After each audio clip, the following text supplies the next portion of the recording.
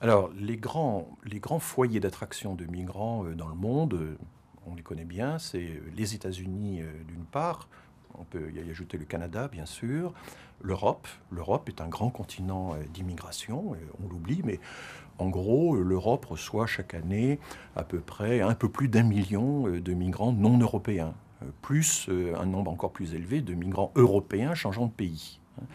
Les États-Unis, c'est pareil. C'est à peu près 1 million, 1,1 million de migrants qui arrivent aux États-Unis chaque année.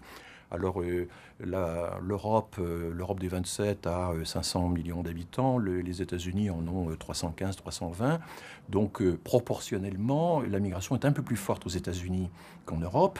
On pourrait dire qu'en Europe, c'est à peu près les 2 tiers en intensité de ce que les États-Unis connaissent. Donc, nous sommes un continent d'immigration. Il y a les pays du Golfe, donc les pays de la rente pétrolière. Là, c'est un autre système avec un nombre considérable de migrants qui viennent du Proche-Orient. Les migrants égyptiens, par exemple, sont très nombreux, mais qui viennent aussi d'Inde, du Bangladesh, du Pakistan, etc. Et puis, vous avez encore un autre foyer qui est, disons, l'Australie, qui également proportionnellement attire beaucoup de migrants. Alors, d'où viennent ces migrants? Ces migrants viennent fondamentalement du sud. Ce sont des totalisations qui sont publiées chaque année, régulièrement actualisées, qui nous montrent qu'en réalité, on a beaucoup de migrants sud-sud, parce que, il ne faut pas l'oublier, la majorité des migrations sont d'abord des migrations forcées, c'est-à-dire des migrations de refuge qui vont liées aux guerres civiles, et qui consistent souvent à aller se réfugier dans le pays voisin.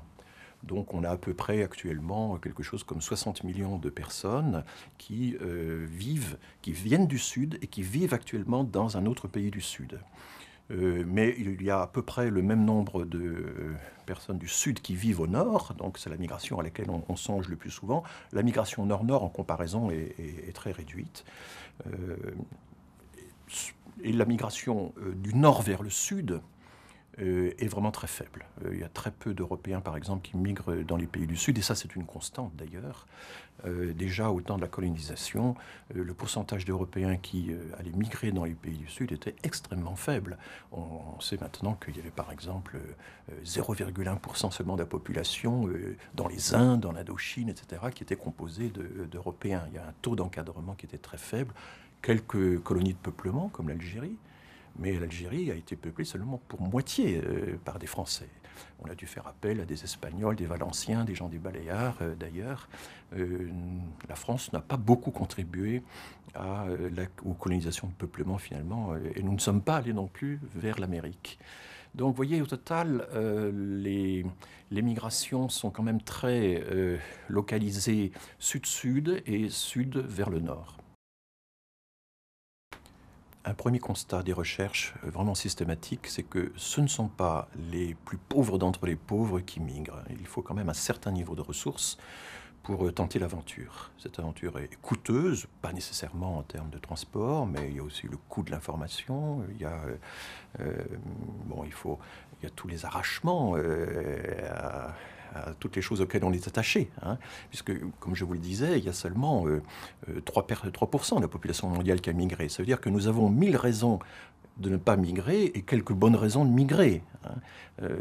Donc les gens qui font les calculs ont quand même déjà un certain niveau, même si ça varie beaucoup d'un pays à l'autre. Et puis, il y a évidemment des migrations à tous les niveaux de qualification. La migration hautement qualifiée prend de l'importance. Il y a une véritable compétition entre les grands pays pour l'attirer. En fait, le paysage de la migration, il est beaucoup plus divers que ce qu'on imagine. Bien sûr, il y a des migrations de travail, au sens où vous avez le droit d'entrer dans un pays directement en tant que travailleur. C'est un droit qui, par exemple, en France, est quasiment inexistant. Bon. Mais la plupart des migrants, bien sûr, vont se présenter sur le marché du travail. Mais ceux qui sont admis au titre du travail sont finalement une minorité en Europe. Il n'y a que le Canada, par exemple, où l'on constate qu'à peu près la moitié des migrants sont vraiment admis au titre du travail. C'est un exemple vraiment à part. Par ailleurs, il y a le regroupement familial. Dans le regroupement familial, vous avez deux choses très différentes. Vous avez d'une part les étrangers qui ont le droit, dans certaines conditions, de faire venir leur famille. C'est le regroupement familial stricto sensu, comme on dit très souvent. Puis vous avez une autre forme de regroupement où là, ce ne sont pas des étrangers, ce sont des nationaux, par exemple en France, des Français, souvent d'origine étrangère, mais ils ont le droit d'épouser qui ils veulent. C'est un droit de l'homme reconnu, évidemment, à l'échelle internationale. Et vous avez donc, en quelque sorte, des migrations matrimoniales qui, en France, par exemple, sont plus importantes que le regroupement familial stricto sensu, environ 50 000 personnes par an au lieu de 30 000. Ensuite, après ces migrations familiales, vous avez des migrations de refuge, bien sûr, qui sont toujours qui sont moins importantes, mais qui comptent. Et puis, de nouvelles formes de migration qui ne font pas toujours partie des catégories officielles. Vous avez des migrations de retraite qui sont de plus en plus importantes de la part évidemment des habitants de l'Europe du Nord vers les pays du Sud, ou bien les Canadiens qui s'établissent définitivement à la retraite dans les Caraïbes. C'est un mouvement très important. Des villages espagnols entiers sont occupés par des migrants de retraite qui viennent d'Allemagne, des Pays-Bas, de Scandinavie, d'Angleterre, mais aussi de France. Vous avez des migrations de santé. Et puis, une nouvelle migration, celle qui s'est le plus accélérée, qui a le plus augmenté depuis les années 70, c'est la migration estudiantine.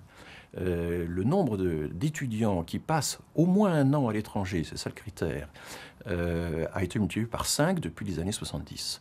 Et ce sont d'ailleurs essentiellement les étudiants asiatiques qui ont contribué à cette hausse.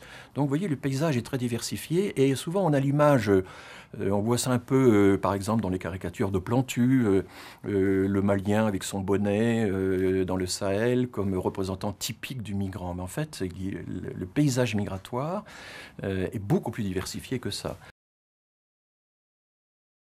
On voit très bien que depuis la fermeture des frontières, la difficulté extrême par exemple d'obtenir des visas quand on vient d'Afrique subsaharienne, eh bien les personnes qui migrent vers l'Europe, vers la France, mais pas seulement, ne rentrent plus parce qu'elles ont peur de ne pas pouvoir revenir. Donc il y avait une circulation relativement forte autrefois qui est entravée par ces politiques. Une étude récente menée à Oxford a regardé dans quelle mesure les politiques restrictives des visas, qu'on connaît, qu'on peut étudier grâce aux fichiers du transport aérien, le fichier de la IATA peut être exploité en ce sens. Et le résultat de cette étude est vraiment frappant. Lorsque on ferme les possibilités de visa, eh bien, ça limite le nombre des retours. Il y a évidemment, ça réduit le nombre des entrées, mais ça réduit aussi le nombre des retours. Si bien qu'au total, le bilan est neutre, et ça n'est pas parce qu'effectivement on impose des visas restrictifs ou très difficiles à obtenir, que nécessairement on aura moins d'immigrés chez soi. Il y a un paradoxe dont tout le monde a conscience, c'est qu'il existe dans le droit international, dans les conventions internationales, un droit à l'émigration. Tout homme a le droit de quitter un pays, y compris le sien, c'est la formule. Ce droit avait été notamment conçu dans les années 50 pour permettre aux habitants aux réfugiés des pays communistes d'être accueillis dans le reste du monde.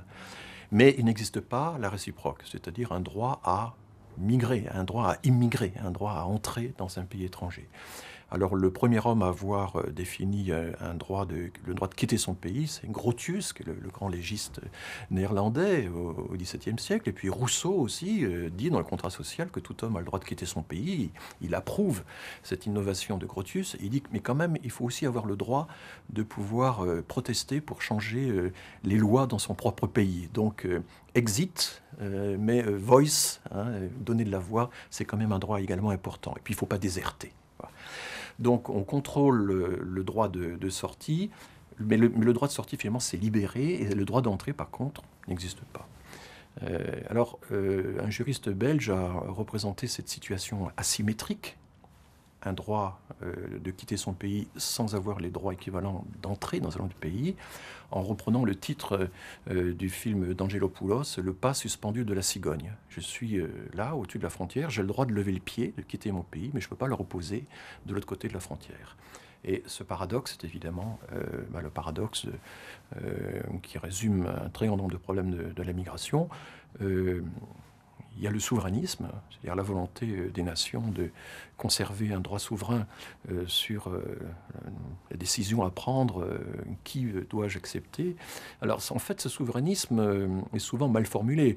Je me souviens que Nicolas Sarkozy a souvent dit la France devrait avoir un droit absolu à décider qui entre sur son territoire. À partir du moment où on a signé des conventions internationales appliquant le droit de quitter son pays, le droit d'épouser qui l'on veut, le droit au regroupement familial, le droit d'asile, eh bien non, il n'existe plus de droit absolu à dire qui j'accepte, qui je n'accepte pas, à moins de se retirer des conventions internationales. À ce moment-là, il faut le dire.